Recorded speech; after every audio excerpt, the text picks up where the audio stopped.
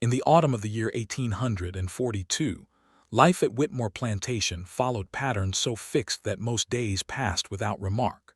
The land lay in a shallow basin between long stretches of pine forest and the slow bend of the Ocmulgee River, its soil heavy with red clay that stained boots, hems, and bare feet alike. The cotton fields spread outward from the main house in broad, orderly rows, white bowls opening beneath a sun that offered warmth without mercy. From a distance, the fields appeared calm, almost peaceful. Up close, they were marked by exhaustion, quiet suffering, and the measured cruelty of routine. The plantation had been in the Whitmore family for 3 generations. Each generation had added acreage, buildings, and people, all recorded carefully in ledgers kept in the study of the great house. Those books listed names, ages, and values in careful script, reducing lives to numbers written in ink.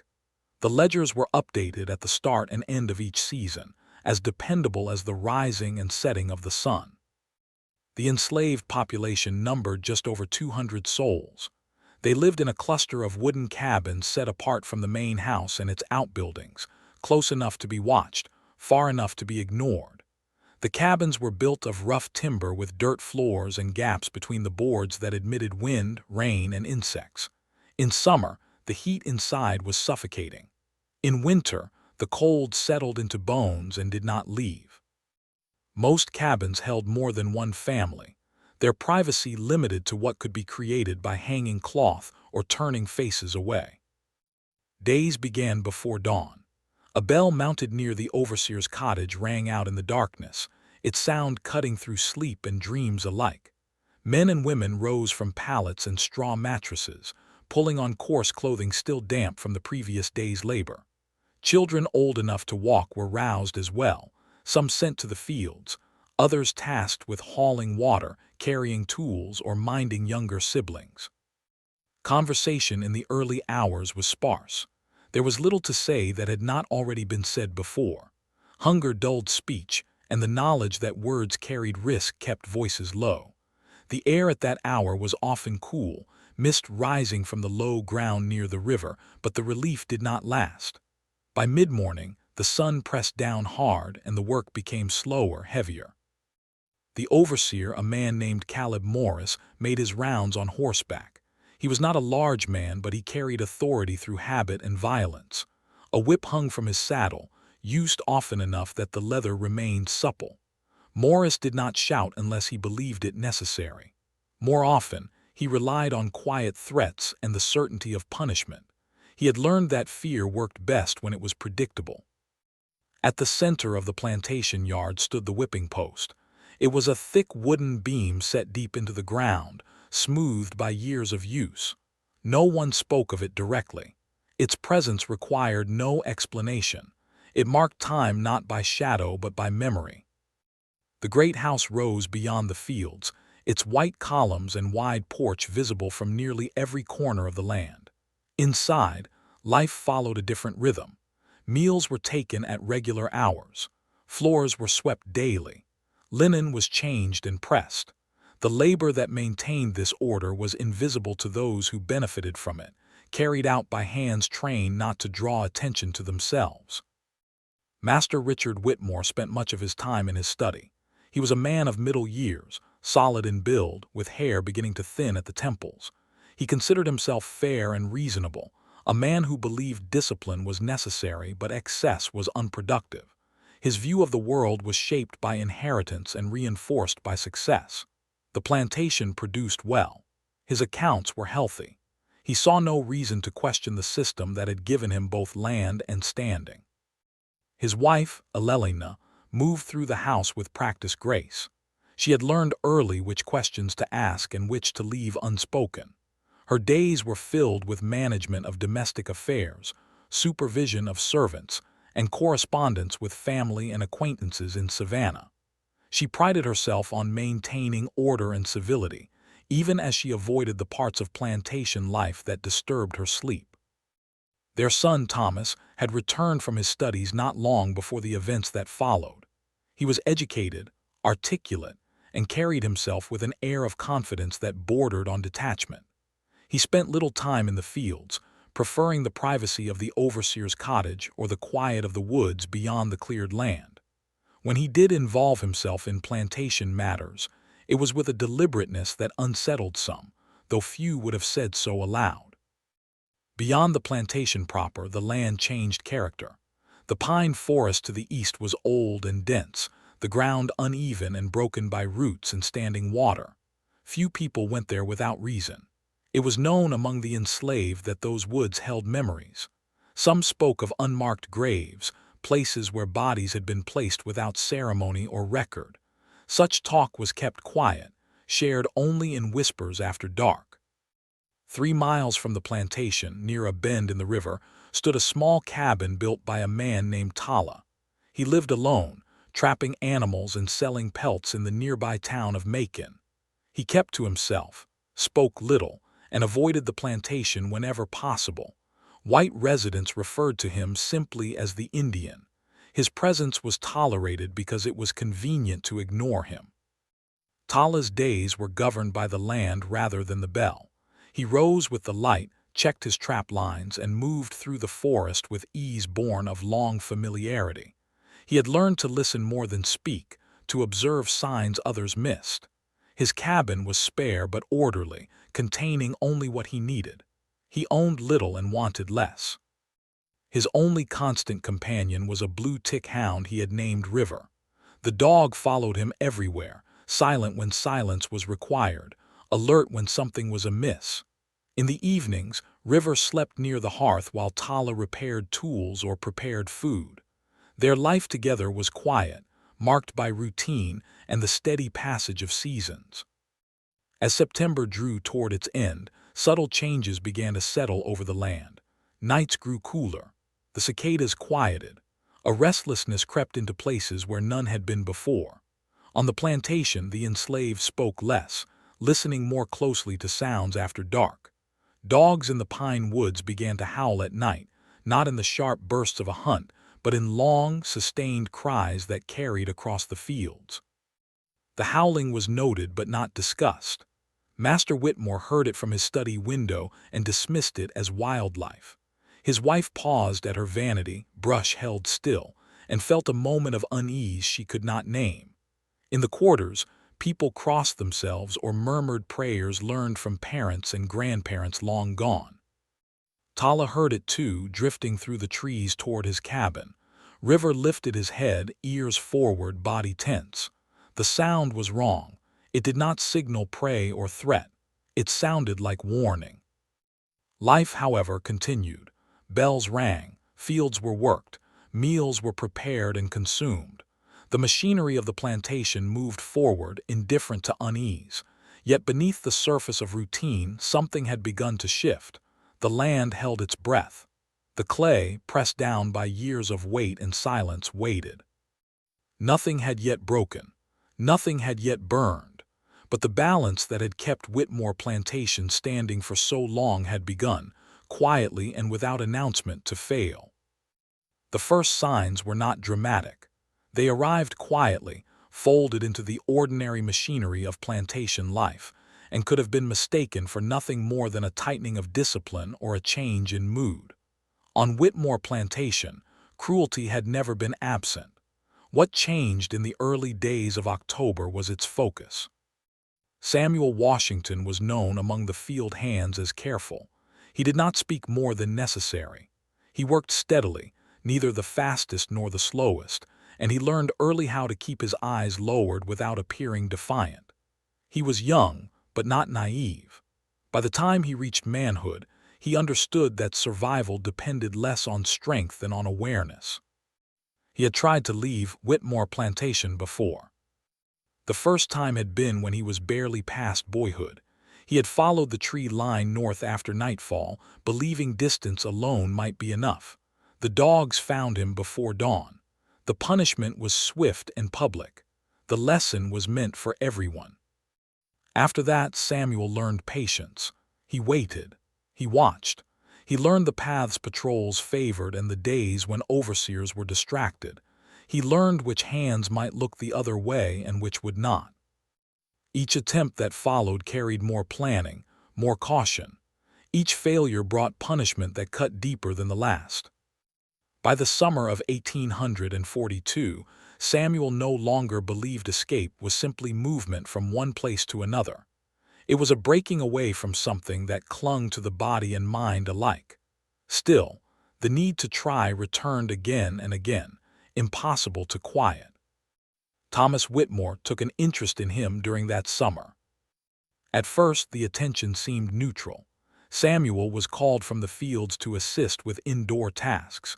He was instructed to serve at table, to stand quietly during gatherings, to respond promptly when addressed. This alone was not unusual. Enslaved people were often reassigned without explanation. What unsettled Samuel was the way Thomas watched him. Thomas did not raise his voice. He did not strike. He asked questions instead. Questions about Samuel's thoughts, his fears, his memories of past attempts to run. When Samuel hesitated, Thomas waited. Silence became its own pressure. The longer it stretched, the more unbearable it became. The punishments that followed were not immediate. Instead, Thomas allowed small comforts when Samuel complied, extra food, a lighter task. When Samuel resisted, others suffered. Children were whipped. Older men were put in the box. Women were denied rations. Thomas made sure Samuel understood the connection. This method spread fear in a way the whip never had. People avoided Samuel not out of anger but out of desperation. His presence became dangerous. He began to eat alone. Sleep came only in fragments. The overseer, Caleb Morris, took his instructions from Thomas without protest. He did not question why certain orders were given. His role was enforcement, not inquiry. If Thomas wanted someone confined, Morris confined them. If Thomas wanted silence, Morris delivered it. Master Richard Whitmore noticed the changes only in passing. He approved of his son's interest in management. He believed Thomas possessed a modern mind, one suited to improving efficiency. He did not ask what those improvements cost. Elelina noticed more. She saw Samuel's hands shaking as he served tea. She saw the way Thomas smiled when Samuel flinched. She felt something cold settle in her chest, though she could not yet name it. She said nothing. On the night Samuel ran for the fourth time, there was no plan beyond leaving.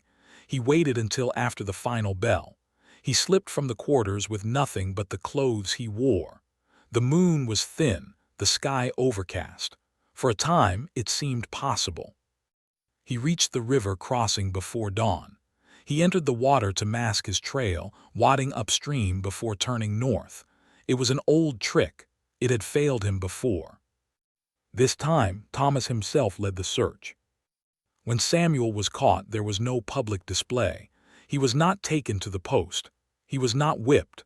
Thomas spoke to him calmly, almost kindly. He said Samuel needed to understand permanence.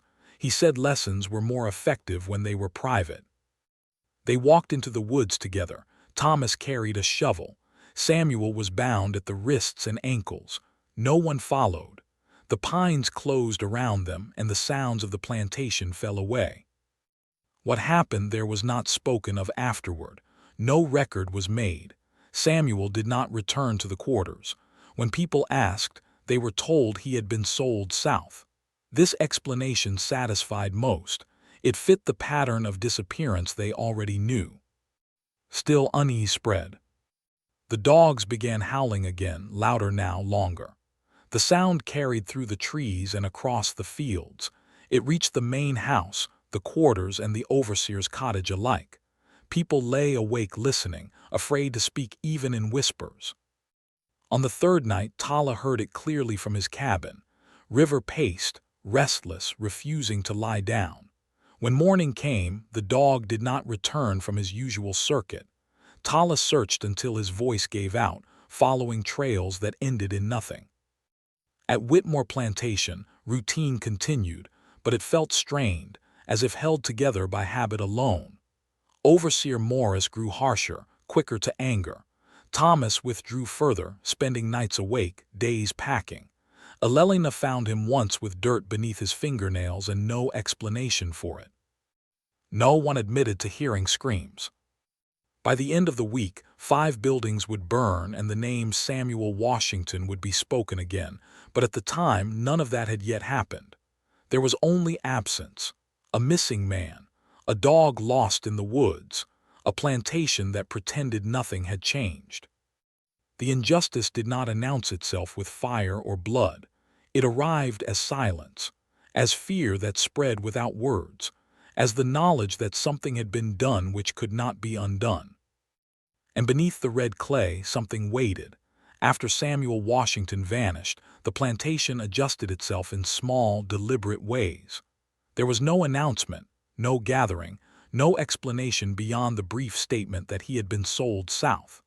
The words were delivered without ceremony, spoken once by Overseer Morris and not repeated. Silence filled the space where questions might have formed. Yet the pressure did not ease, it increased. Work hours lengthened. The bell rang earlier in the morning and later in the evening. Breaks shortened until they were barely pauses at all. The overseer's horse appeared more often at the edges of the fields, its shadow stretching across the rows like a reminder that no corner of the land was beyond reach. The whip was used less, but its absence did not bring relief. Punishments became quieter and more precise. Food was withheld. Sleep was interrupted. People were separated from those they relied on. A husband was reassigned to a distant field.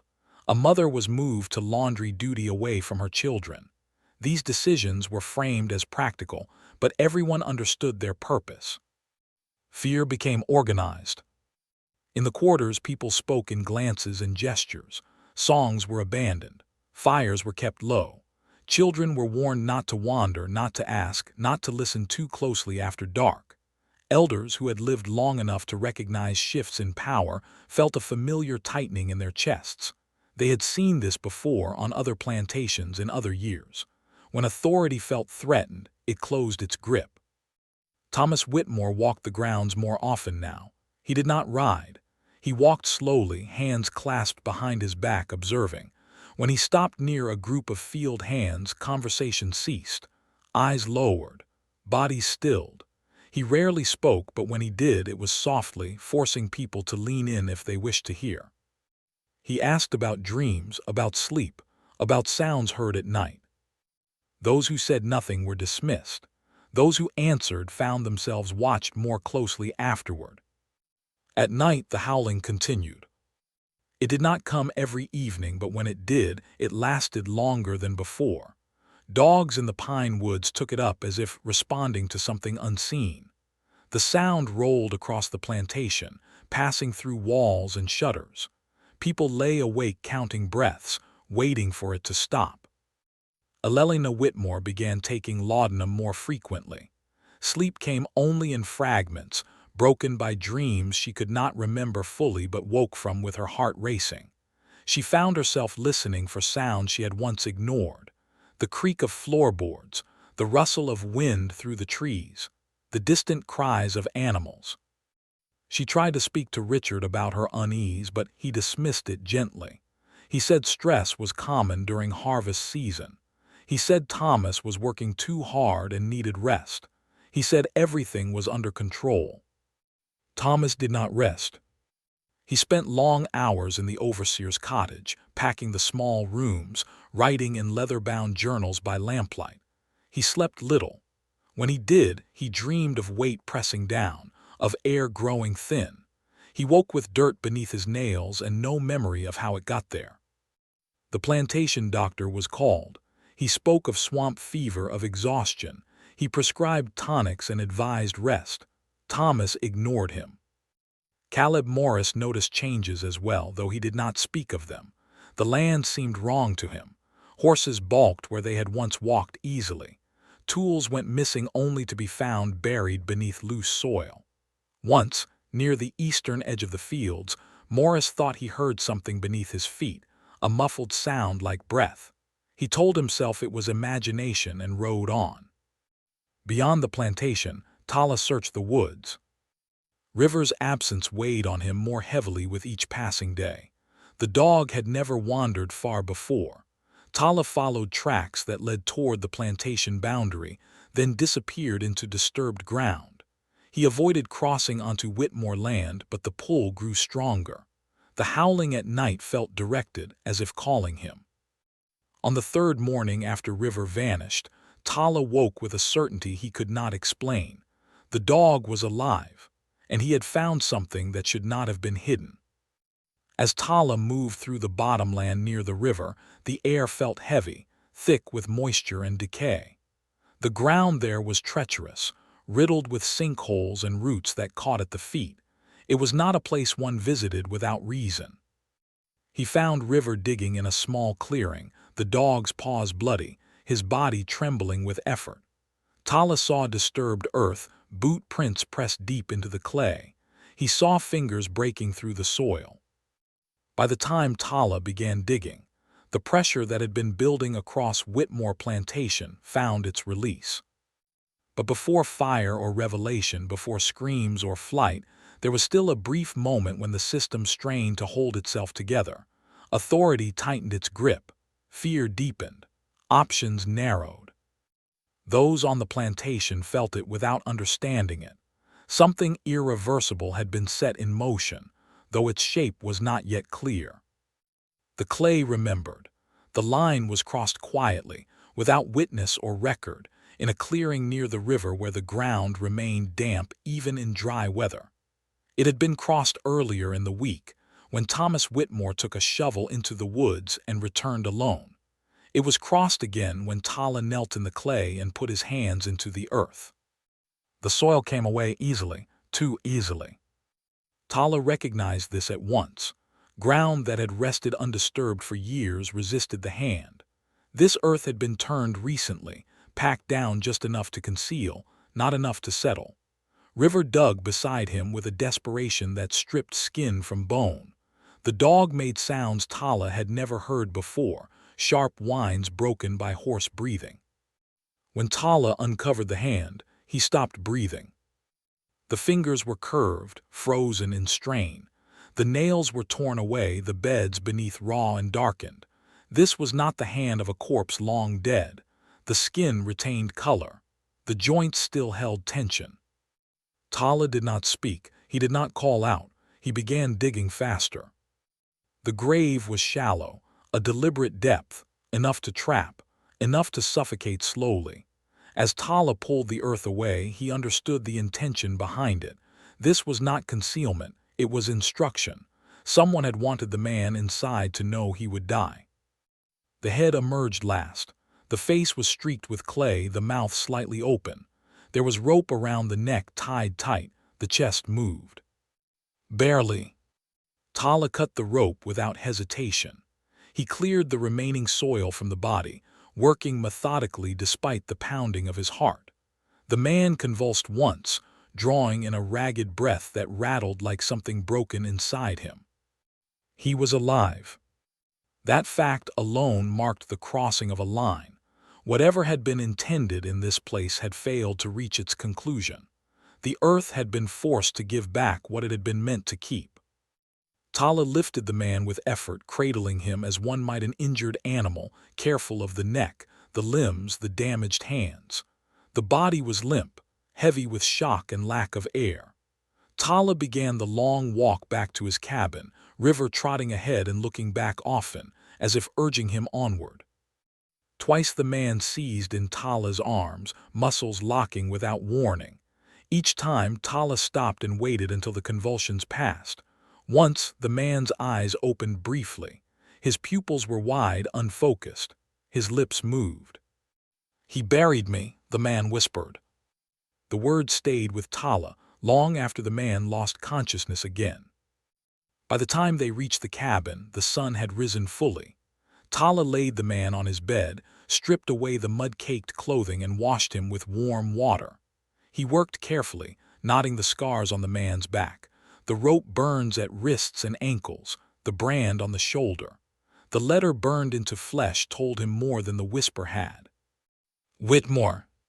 Tala dressed the wounds he could. He warmed the man with blankets and fire. He fed him water in small amounts, watching for signs of swallowing. River lay close, head on paws, eyes fixed on the man's face. For hours nothing changed. The man breathed, that was all. Night fell, the howling did not come. Just after midnight, the man woke. He sat up suddenly, clawing at his throat, gasping, eyes wild with terror. Tala spoke softly, telling him where he was, telling him he could breathe. The man did not seem to hear at first. Panic ruled his body, overriding reason. When his breathing slowed enough for words, he asked where he was. Tala answered simply. He said the dog had found him. He said he had been buried and was no longer in the ground. The man wept without sound. When he spoke again, he named Thomas Whitmore as the one who had done it. He said it had been meant as a lesson. He did not explain further. The line had been crossed not only by the act of burial, but by its reversal.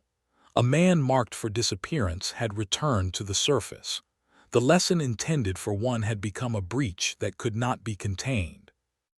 On Whitmore Plantation, the effects were felt before they were understood. Patrollers were sent out to search for the missing runaway. 3 men rode toward the woods east of the fields. They did not return intact. 1 fled. 2 died in ways that defied explanation. By morning, smoke rose from the eastern fields. By noon, fire had taken hold of buildings that had stood for decades. The flames moved against the wind. They spared the quarters and consumed the structures of authority.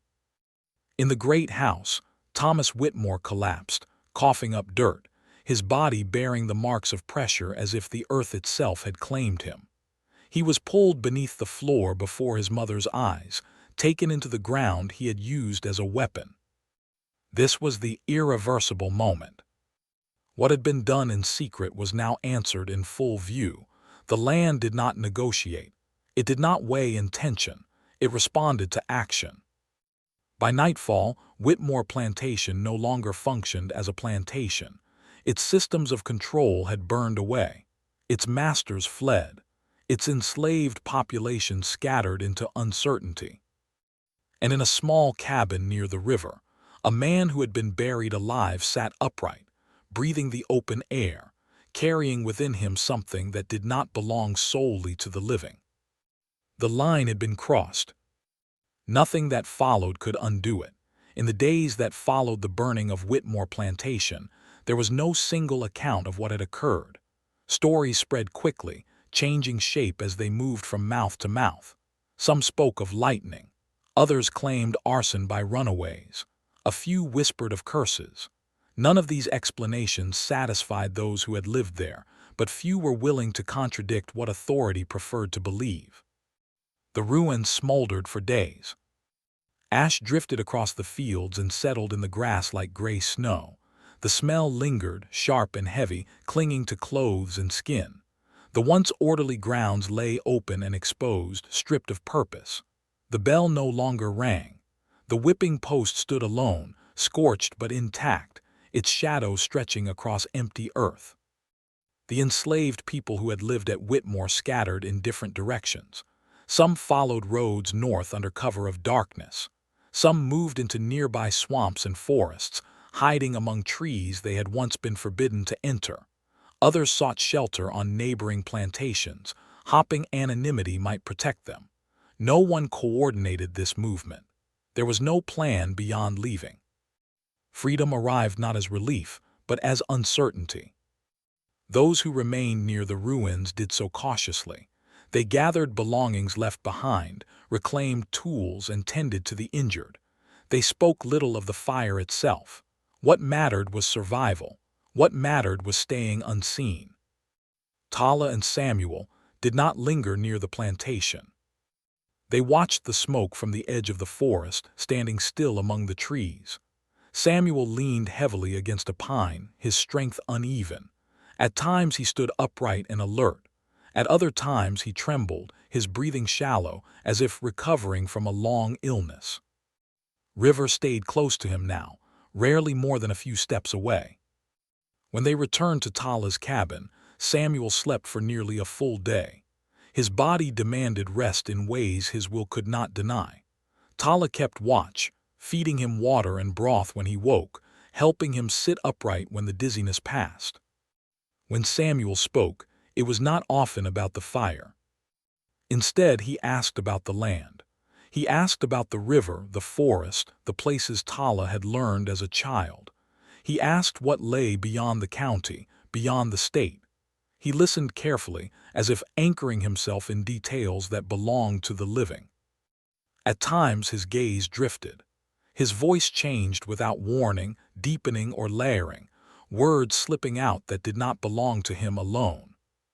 When this happened, Tala did not interrupt. He had learned that resistance only made it worse. He waited until Samuel returned to himself, until the strain eased from his face. One evening, as the sun sank low, and the woods grew quiet, Samuel spoke of what he remembered while buried. He did not describe visions or promises. He spoke instead of pressure, of time stretching without measure, of awareness without movement. He said he had felt others there, not as individuals but as presence, a weight of memory pressing inward. They were not asking for revenge, he said quietly. They were asking not to be forgotten. Tala listened without comment. He understood something of that feeling. In the weeks that followed, Samuel began to write. He asked Tala for paper and charcoal. He sat at the small table near the window, recording names when he could remember them. He wrote dates, places, descriptions of punishments spoken of in the dark by those who had survived them. He wrote about the burial grounds hidden behind trees and chapels, about the ways bodies were disposed of without ceremony. He did not write to accuse, he wrote to remember. This was his resistance. The journals Thomas Whitmore had kept remained wrapped and hidden beneath the floorboards. Tala understood their danger. To possess them was to invite suspicion, violence, death. Yet to destroy them would be to erase proof of what had been done. Samuel insisted they be kept. They are not for the courts, he said. They are for the future. Word of the destruction of Whitmore Plantation spread across the county and beyond. Patrols increased. Militia rode roads they had once ignored. White men gathered in towns and spoke in lowered voices about unrest and disorder. They blamed outsiders, agitators, anything that preserved the belief that their world remained intact. No one spoke of Samuel Washington. Officially, he remained sold south, dead to the county that had buried him. This invisibility protected him. Tala began making careful contact with people he had known only in passing before. Free black men in Macon, a woman who ran a church cellar used for meetings that were never announced, a former enslaved man who had returned south under a different name to guide others north. He did not tell them everything. He spoke instead of displacement, of people scattered without support, of a plantation no longer functioning. He listened more than he spoke. Quiet resistance took shape not in fire, but in movement. Food was shared. Directions were passed.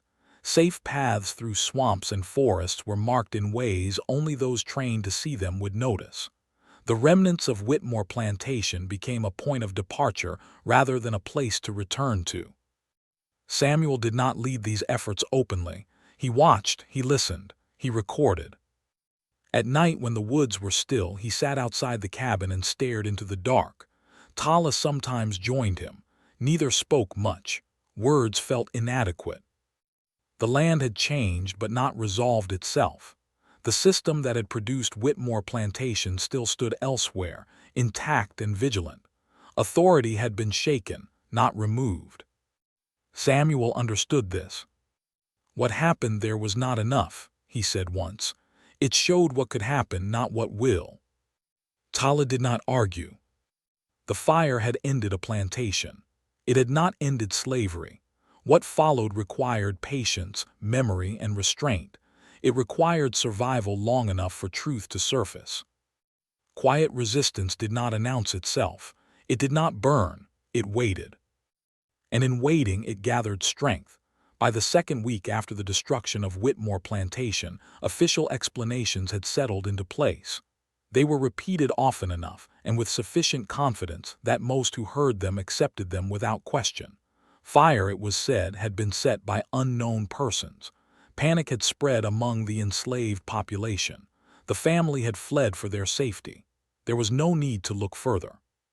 County officials recorded the loss as an unfortunate but isolated incident. A coroner was dispatched to account for the deaths of the two patrollers. His report listed causes that avoided specificity. One man had perished in a fire. The other was presumed dead after falling into unstable ground near the river. No inquest was held. No further investigation was recommended. The language of the report suggested finality, even as it explained nothing. Thomas Whitmore's death was treated differently.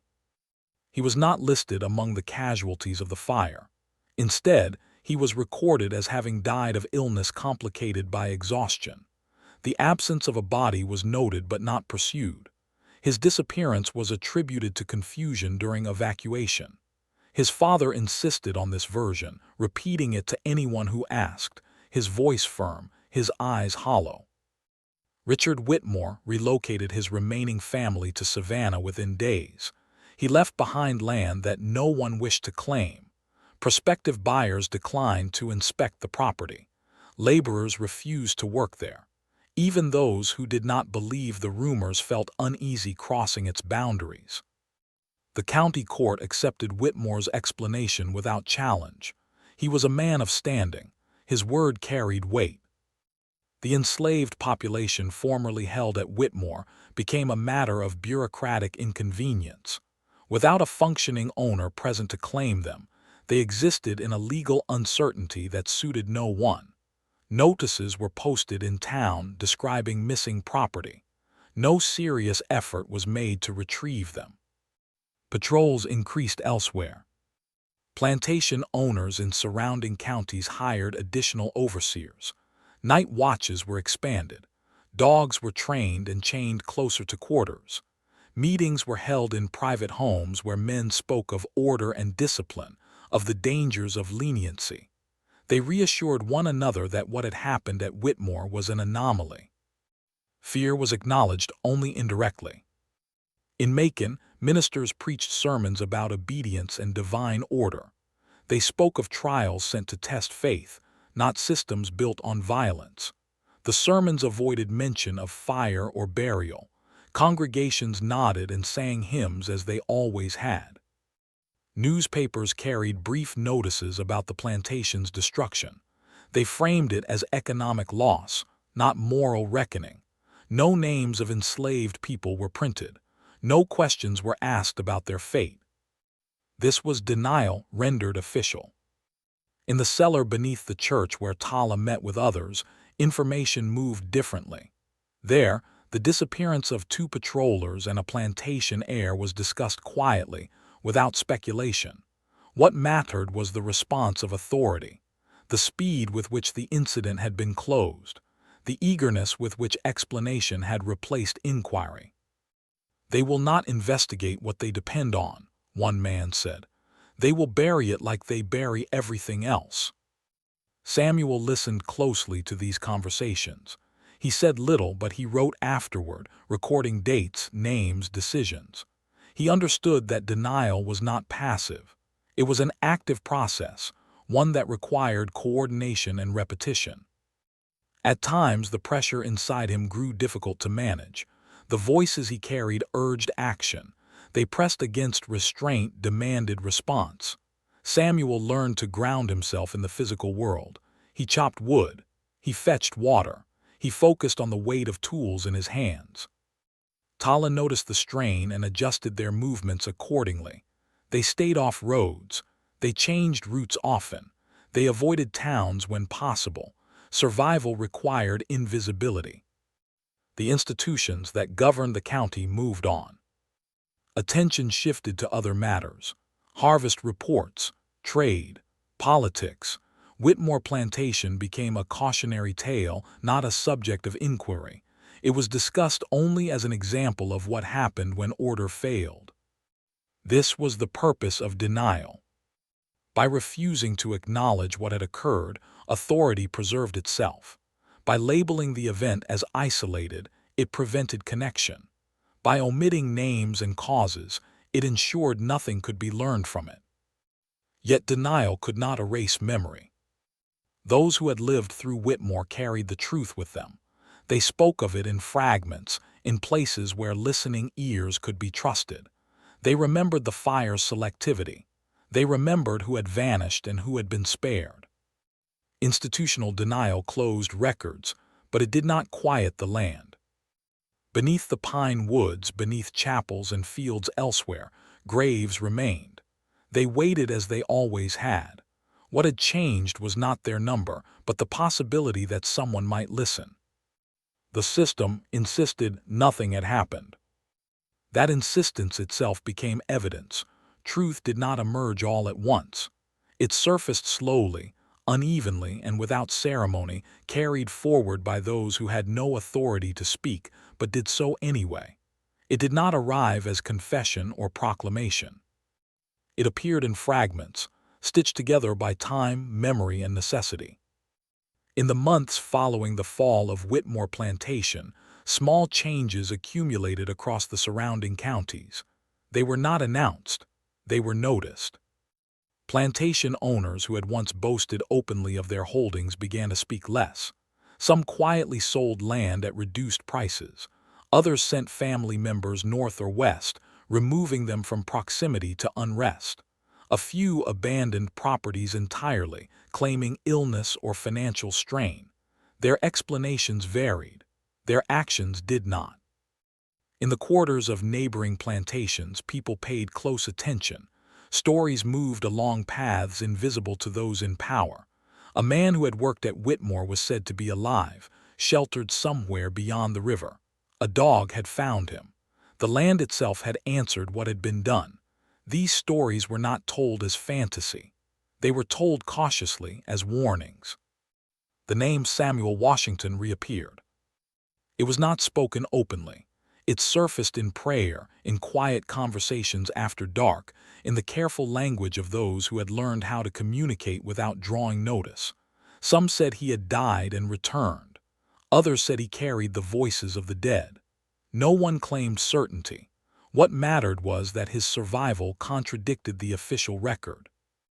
In Macon, a clerk in the county office noticed discrepancies, property listings that did not align, death records without bodies. He mentioned these inconsistencies once to a superior. He was told not to concern himself with matters already settled. The newspapers printed nothing. Instead, handwritten letters began to circulate beyond the state. They described plantations abandoned without explanation. They listed names of people who had vanished after punishments were administered. They spoke of burial grounds hidden behind churches, of records kept privately by heirs who believed themselves untouchable. Abolitionist groups in the North received these letters with skepticism at first. The accounts were difficult to verify. They contradicted official narratives, yet they matched patterns already known. They were placed aside, not dismissed, waiting for corroboration. That corroboration came slowly. One journal made its way north, copied by hand, passed from person to person. It did not bear Thomas Whitmore's name. It did not need to. The descriptions were clinical, precise, impossible to mistake for rumor. The handwriting was consistent. The dates matched disappearances. Those who read it did not speak publicly at first. They understood the risk of disbelief. Instead, they preserved it. They compared it with other accounts. They began to see connections. Meanwhile, Samuel continued to write. His own records differed from Thomas's journals. They were not systematic. They did not measure suffering. They named it. They listed burial places as remembered by those who had survived long enough to tell him. He recorded testimonies without embellishment, writing exactly what was said, even when it was unclear or contradictory. At times, he stopped writing altogether. The pressure inside him grew heavier when he returned to these accounts. Tala urged him to rest. Esther, who had joined them after years of quiet resistance, reminded him that truth did not require haste. "It endures better when written carefully," she said. Samuel learned to pause.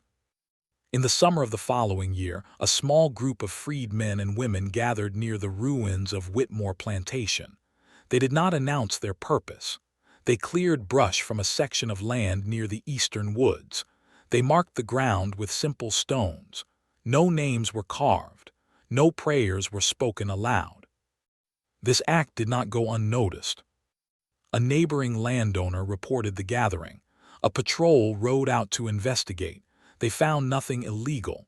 The group dispersed before questions could be asked. The stones remained.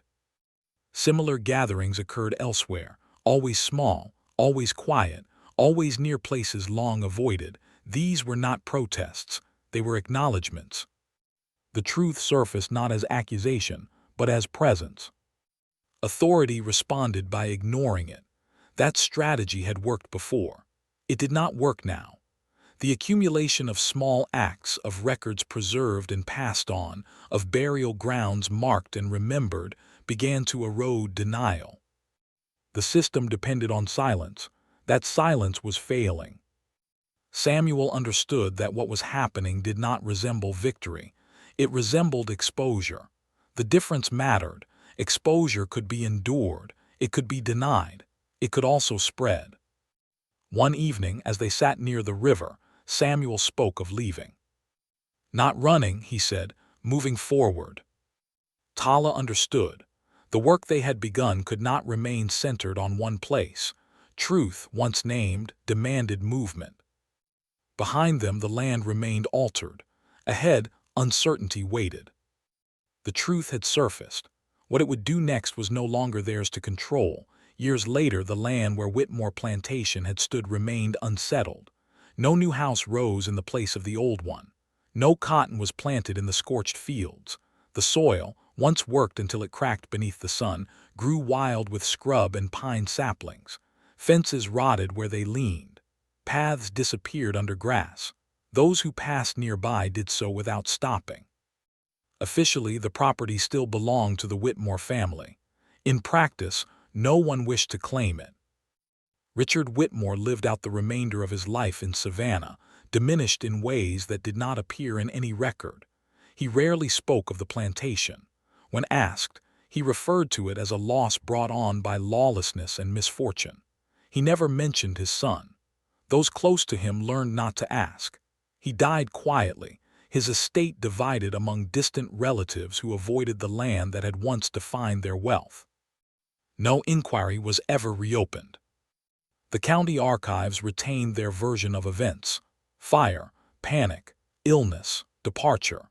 The absence of bodies was attributed to confusion. The lack of witnesses was noted but not investigated. The records remained intact, orderly, and incomplete. Beyond the reach of those archives, other records endured.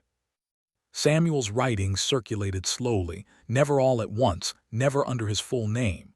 They were copied by hand, shared selectively, preserved by those who understood that survival required discretion. Some pages were lost. Others survived in fragments.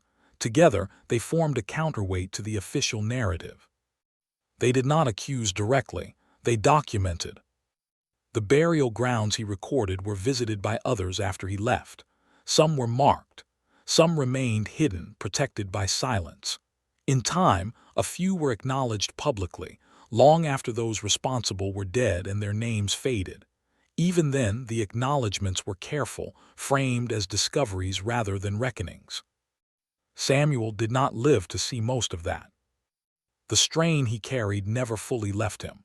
He learned to manage it, to listen without surrendering himself entirely, but it marked him. His health remained uneven. There were periods of clarity followed by exhaustion. He aged quickly, not in years but in bearing. Tala stayed with him as long as he could. They moved often, never settling long in one place. Tala continued to guide people through forests and swamps, using skills learned long before Whitmore burned. Samuel wrote when he was able, spoke when necessary, and rested when forced to. They avoided attention. They avoided language that suggested miracles or prophecy. They did not seek followers. Esther remained behind after a time, anchoring herself where she could do the most good. She outlived both of them. In her later years, she told the story carefully, stripping it of anything that might be dismissed as exaggeration. She spoke of burial, survival, fire, and flight. She left the rest to those willing to listen. When Samuel died, there was no announcement. He was buried near a river, in ground that had not been used to hide or punish. Tala marked the place with a stone and no name. River lay beside the grave until night fell, then followed Tala away without protest. The voices Samuel had carried did not vanish. They did not need to. They had been heard. They had been written. They had been placed where forgetting was no longer complete. In the decades that followed, slavery did not end quickly. It persisted through resistance and denial, through law and violence. What changed was not its immediate presence, but its certainty. The system no longer appeared immutable to those trapped within it. Stories like Whitmore's circulated quietly, undermining the belief that power was unassailable. Historians would later argue over causes and timelines. They would debate economics, politics, and war. Some would dismiss local accounts as folklore. Others would note patterns that suggested something more deliberate at work. None of them would name Samuel Washington in their books. That absence was fitting. His purpose had not been recognition. It had been interruption, a break in the expected order, a reminder that land remembers, that systems built on silence depend upon it continuing.